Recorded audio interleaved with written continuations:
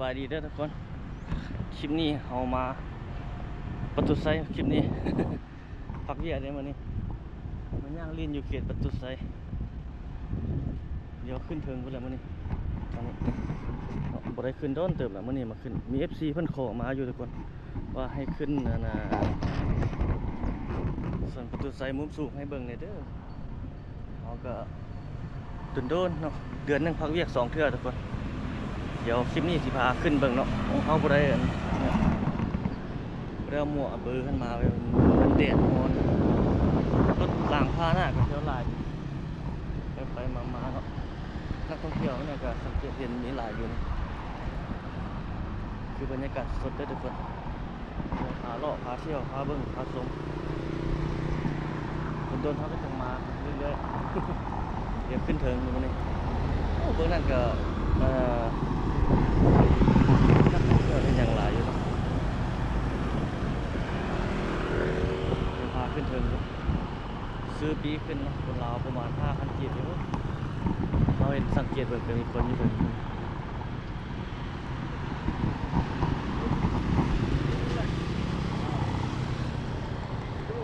เดี๋ยวขึ้นไปเบิ่งทางเทิงเนาะเจ้าเรียกมาแล้วมันขึ้นไปเบิ่งรถมาแล้ว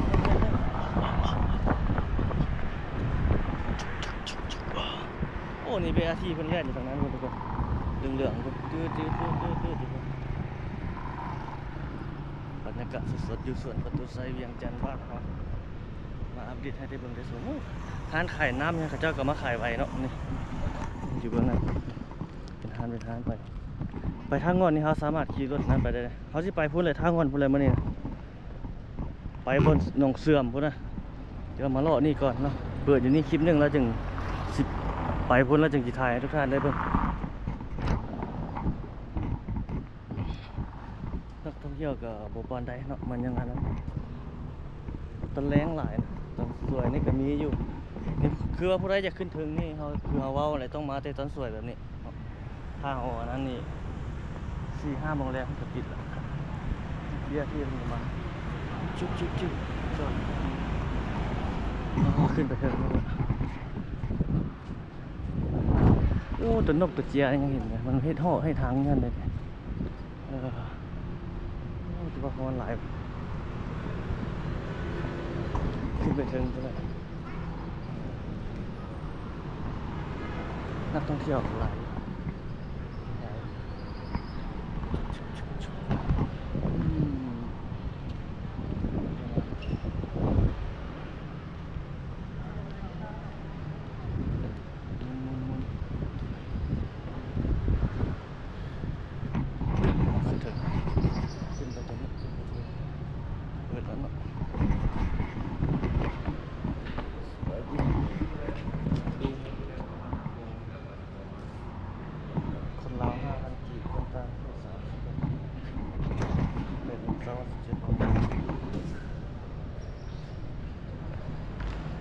คนลาวเด้คนลาวเ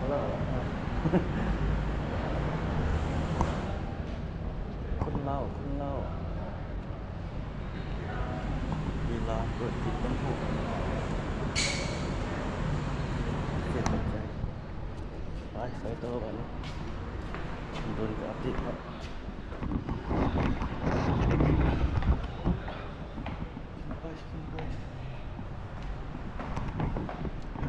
เขียนใส่ฝาปิดขาดอะไรมานี่บริเวณนั้นเนาะถ้าคนเห็นเนี่ยมันจะป๊อกไปถ้าอะไรให้ฝืนกฎระเบียบต่างๆนี่มาให้แล้วก็สุดๆเนาะ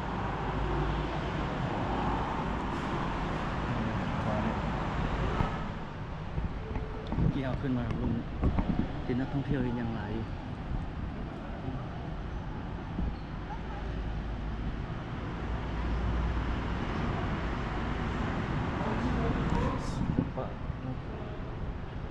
บรรยากาศมันจะมาถ่ายให้ทุกคนได้เบิ่งได้ชมเรา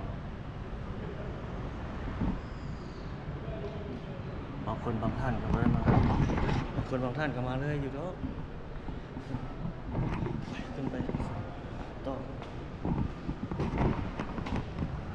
แต่ก่อนนี่อยู่เทิงนี่มีห้างค้าแต่ว่าตอนนี้บ่มีแล้ว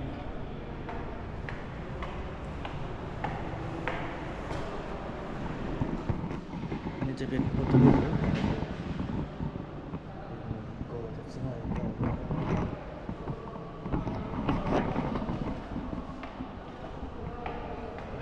ึ้นเถอะขึ้นไปเป็นภาพสูงจุดสุดนี่มีพนักงานประจำชั้นสองนะช่างเถอะตัวใส่ประวัติใส่นอนจะใส่เขาถ่ายหลายเทื่อแล้วนี่ก็ได้ไม่เน้นขึ้นไปเป็นภาพมุมสูงอย่างเดียวจะเป็นห้องโถงชั้นสองมีบันไดเกี้ยวขึ้นมาแบบนี้แต่ก่อนเขาเจ้าขายเครื่องขายอย่างอยู่ในนี่ขึ้นหอชั้นนี่เลยชั้นสามมีห้องโถงชั้นสามมัน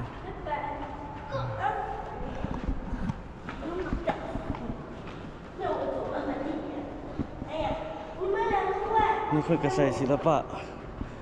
วัฒนธรรมประเทศแล้วมันใส่เนาะบรรยากาศโอ้โหเลยเราเสียวโทรศัพท์ถ่ายลงฟีดลงเฟซบุ๊กนี่ชั้นสามเนาะชั้นสามของห้องโถงประตูใส่แบบนี้เนาะมีทางลงทางขึ้นทางลงจะเบิ้งนะเจ้าลงขึ้นไปทางเทิงต่อบ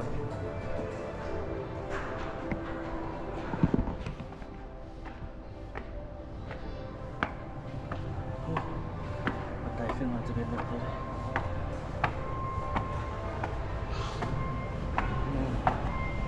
ขึ้นมานี่เป็นชั้นสี่โอ้ได้ยินเสียงอันนั้นเดี๋ยวรถจุดเสร็จนี่ขึ้นมาเลยเดี๋ยวรถนี้ขึ้นมาเลยได้ยิน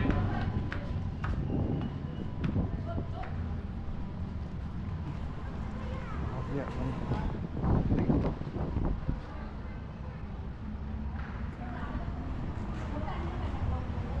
อันนี้จะเห็นเป็นแบบนี้แต่ยังไม่สูงหลายเนาะขึ้นไปจังไงสูงหลายกว่านี้ถนนลาซา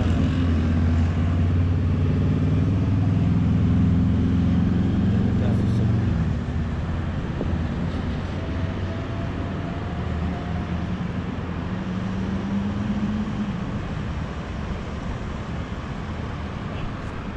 ถึงต้อง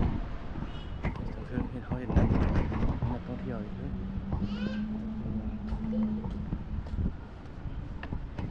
ขึ้นมานี่ก็เป็นห้องโถงอยู่นี่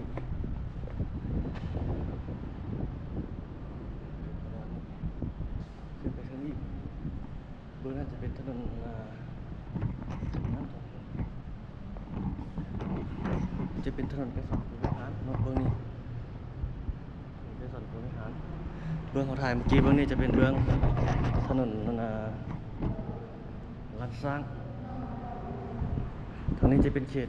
เมืองสีโคตรตะบองทางนี้ไปเนาะจะเป็นเขตเมืองสีโคตรตะบองทางนี้เอาไปคนละทางหลังมันจะเป็นเขตเมืองไซเซถาทางขึ้นทางต่อ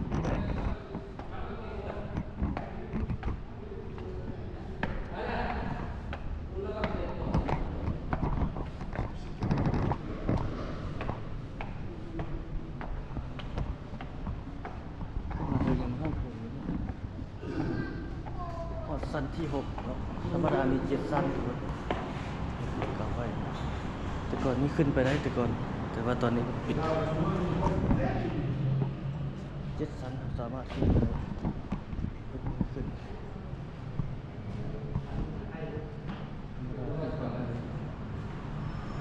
ฮอดพุ่นได้แต่ก่อน ตอนนี้เรายังไม่ให้ขึ้นมีห้างผ้าห้างอย่างอยู่นี่นะ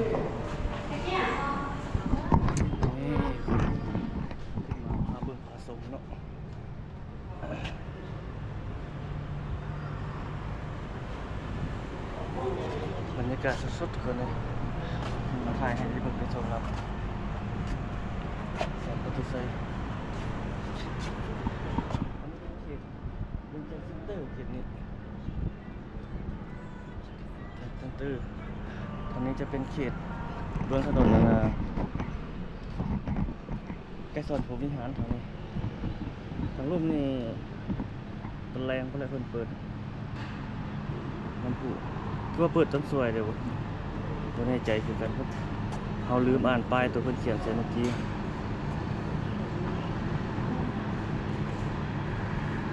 นักท่องเที่ยวก็หลายอยู่เนาะรถเขาขึ้นมาเรื่อยไปดูบ้านประมาณนั้นนี่คือบรรยากาศสดเดี๋ยวทุกคนในชายให้เพิ่นได้ชมน้ำเพื่อผู้ที่บ่ได้มาเนาะก็มาอัปเดต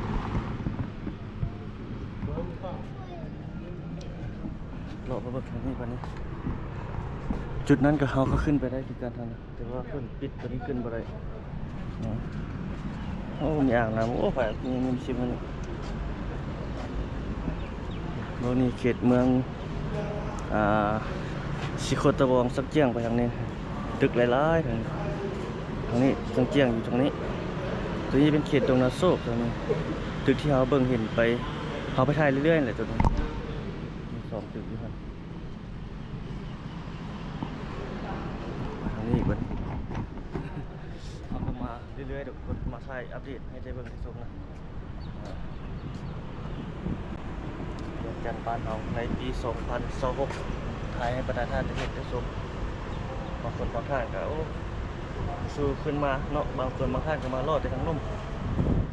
เอานี่เป็นอัปเดตเรื่อยๆเพิ่นมันปงเยี่ยมนี่ขึ้นไปคนนี้แต่ว่าเฮาขึ้นไปเพิ่นบ่ให้ขึ้นโซนนี้เพิ่นปิดไปหั่นโอ้นี่มันไผมาชิมไปแบบนี้ชิมใหญ่ดีจังว่า ลืมบอกเลยจังไดเนาะบ่ได้ลืมเลยเนาะอนุญาตให้ชิมนะ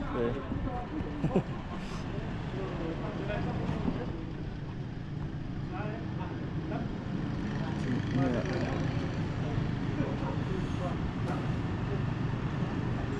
บรรยากาศสดๆเบียร์ที่เป็นกระเล่นอยู่นะคือบรรยากาศบ้านเฮาเวียงจันทร์ในปี 2026อัปเดตให้เห็นได้ชมนำเนาะท่องเที่ยวก็มีอยู่แต่ก็บ่หลายปานใดนะโอ้ทางนี้ตึกหลายทางนี้ทางเขตสังเจียทางเขตเมืองสิโกตะบองไปทางนี้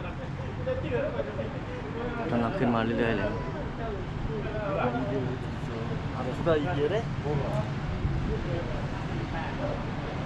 บนนี้จะเป็นสุดมันจะเป็นหอคำเนาะแล้วก็ต่อไปก็เป็นน้ำคลองแล้วก็เป็นภาคเหนือของไทยตรงนี้จะเป็นเขตเวียงจันทร์ซิสเตอร์ศูนย์การค้าภาคสันทางบรรยากาศสดเลย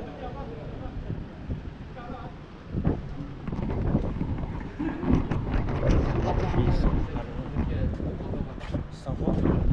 พร้อมเลยสิเลยจมมาแล้วพร้อมอยู่ทั้ง4ทิศ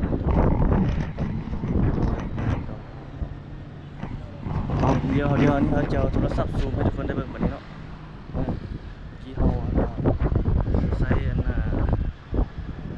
กล้องปูนี่แบบนี้เราจะเอาโทรศัพท์มาถ่ายเราจะซูมให้คนได้เบิ่งเนาะซูมให้ได้เบิ่งแต่ละจุดอีกเนาะเขาขึ้นมารถขึ้นมาดิที่รถจักรเขาจอดอยู่จักรเดี๋ยวเขาที่ซูมให้ทุกท่านได้เบิ่งเนาะไป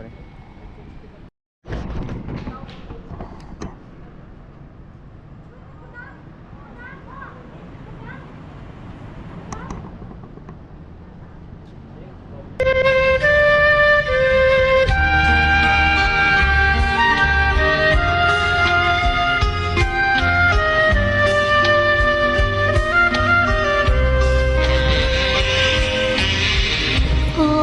เวียงจันทร์ควรใจลาว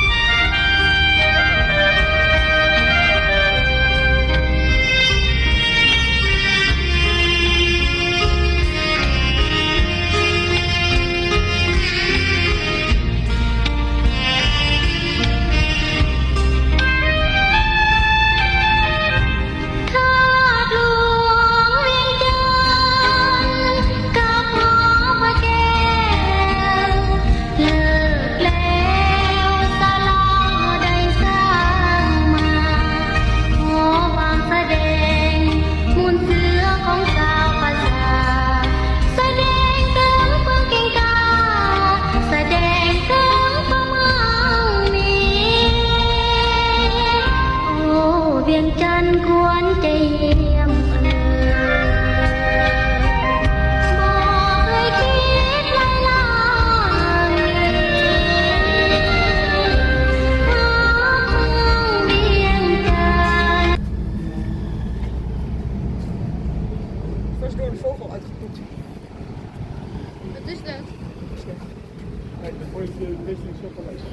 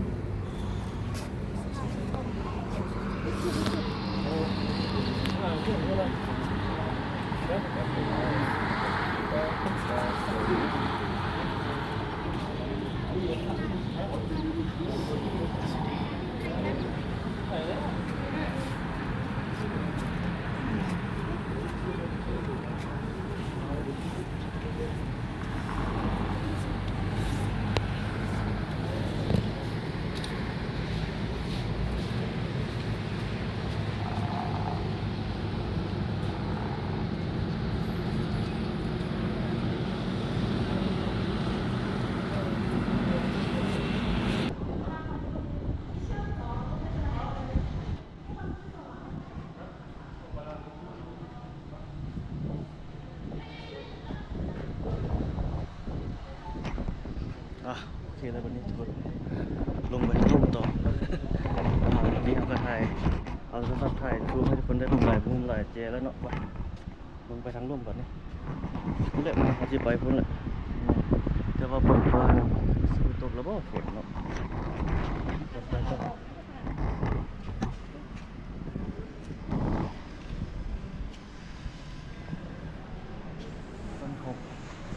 ขึ้นไปหอดที่สัตว์ตอนนั้นขึ้นหอดสัตว์7ไปแล้วบัดนี้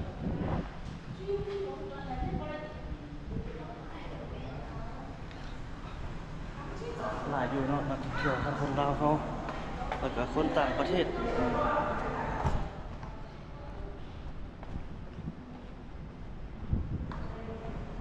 นมาเรื่อยๆอัปเดตให้ได้เบิ่งได้ชมนะบางคนบางท่านโอ้บ่ได้บ่สู้ได้มาเด้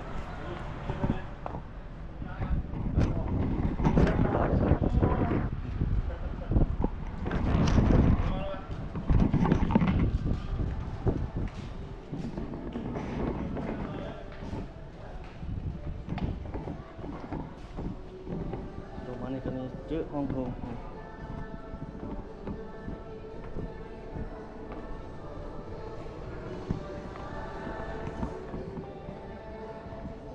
โอ้อันนี้ขึ้นมาทางนี้ทางนี้ก็ได้ขึ้นแล้ว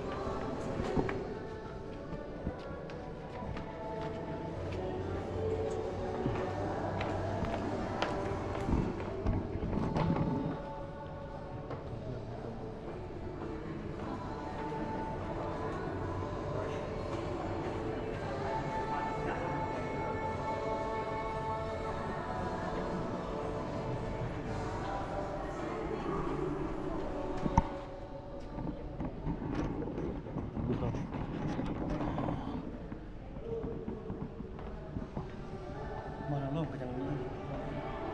ต้องเที่ยวมีลาย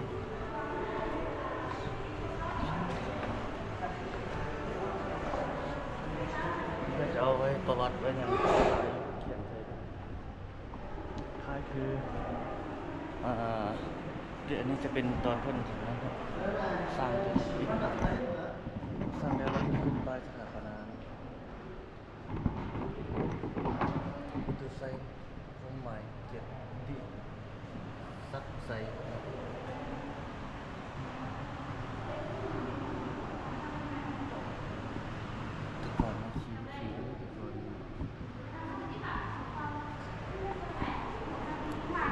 คือสุ่มเทียบตัวนี้เนาะ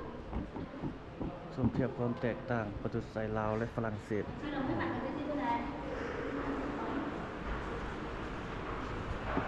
ตัวนี้จะเป็นของฝรั่งเศส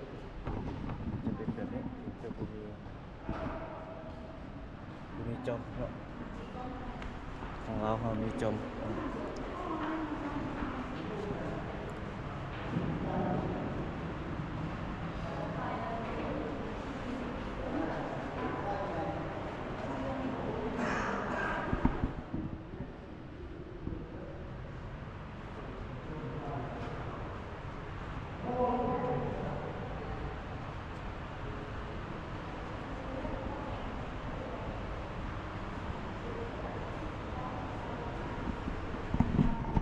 นี่เราเอาได้ครับของสันติภาพโลก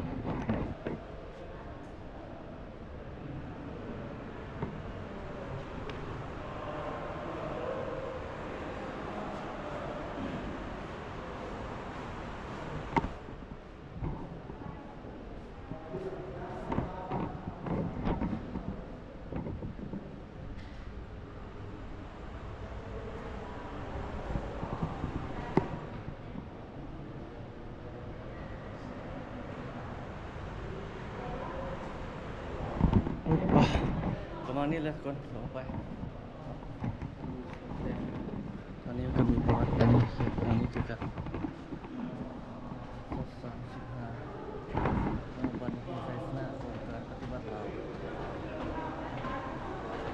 สมัยนั้นอยู่เลย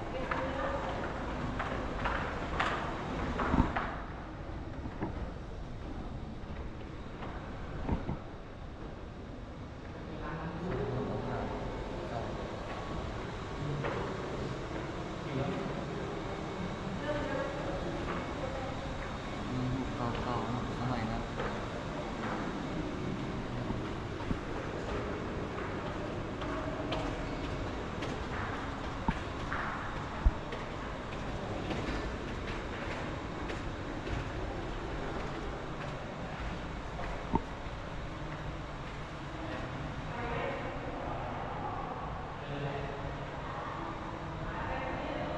ประวัติเผื่อบางคนบางท่านอยากอ่านคร่าวๆเนาะ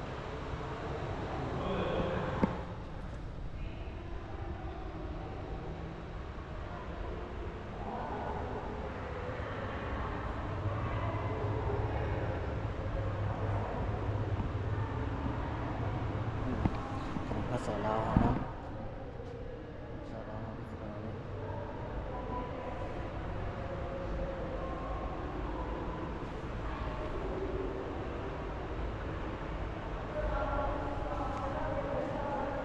วันนี้น้ำท่วมนครหลวงเวียงจันทร์ในปี 1996 กันเป็นแบบนี้เลยน้ำท่วมตอนนั้นเจ้าหน้าที่มันประกาศท่วมหลายแน่เนาะ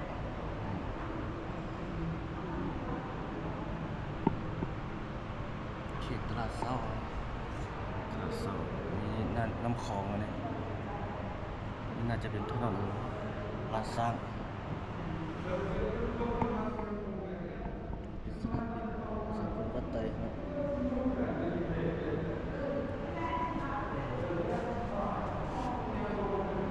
ภาพเก่าในอดีตเพื่อนก็คิดภาพจากอดีต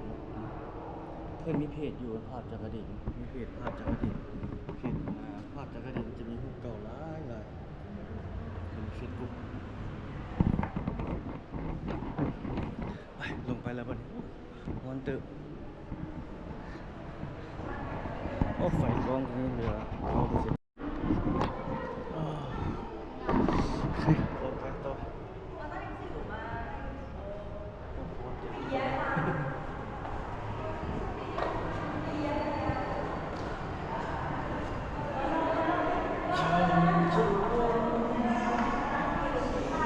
โอ้วันเติบเลยทุกคน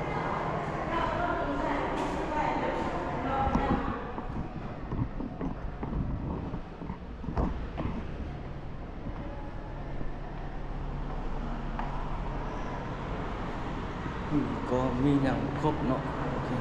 ใส่ฟืนใส่ไฟ แต่ก่อนนี้เพิ่นขายเครื่องอยู่เถิดใช่ปะเป็นงานนี้เพิ่นบ่ขายค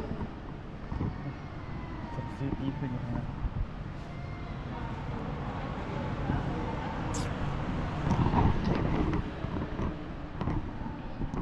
ลงไปต่อแล้ว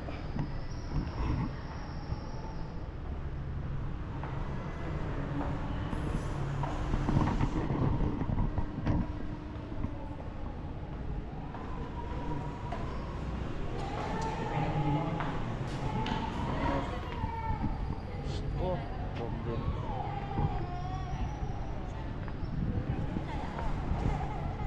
โอ้เบิ่งท้องฟ้าทุกคนเลยฝนมันสิตกบ่เนี่ยเจ้าขายน้ำอยู่เพิ่นที่เขาขึ้นไปเทิงเนาะก็ลงมาก็สิประมาณนี้โอ้เบิ่งฟ้าฝนทุกคนเนาะก้อนเป็นก้อนแบบนั้นเนาะสิไปเขตทางง่อนเพิ่นบ่ว่าสิไปได้หรือบ่หรือว่าจังไดเป็นเมฆเป็นแบบนั้นเขาก็คือประตูไซมาอัปเดตให้ได้เดี๋ยวไปได้ชมนะประมาณนั้นแหละทุกคนในคลิปนี้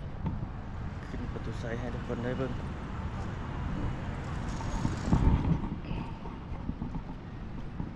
น้ำพุนี่เพิ่นบ่ได้เปิด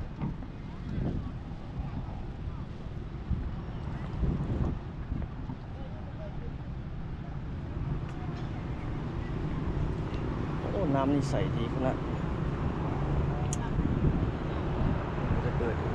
ตะแลงบ่ได้เปิดจะมีนักท่องเที่ยวอยู่ครับประมาณนี้ซะทุกคนเนาะคลิปนี้นะถ่ายอัปเดตให้ประดาท่านได้เบิ่งได้ชมเดี๋ยวไว้พบกันใหม่ในคลิปวิดีโอถัดไปเราจะไปถ่ายใส่ท่านได้เบิ่งได้ชมนั่นเนาะ